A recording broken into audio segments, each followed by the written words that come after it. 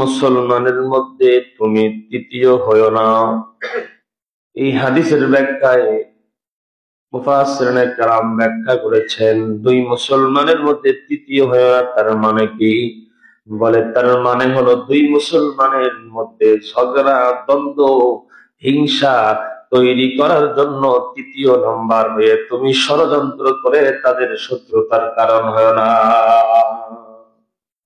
দুই মুসলমান একসাথে চলে, মাঝখান দিয়ে কিলিকবাজি করে তাদের সম্পর্ক নষ্ট করিও না। এটা মহা অন্যায়, মহা বড় গুনাহ। এই গুনাহ থেকে তুমি নিজেকে বাঁচাও।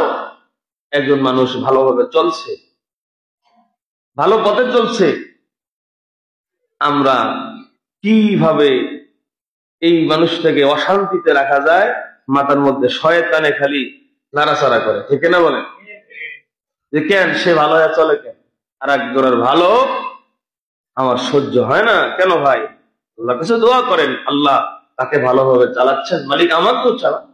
এটা তো মুমিনের বৈশিষ্ট্য। মুমিন হিংসা করবে না, মুমিন ঈর্ষা করবে। ঈর্ষা কি?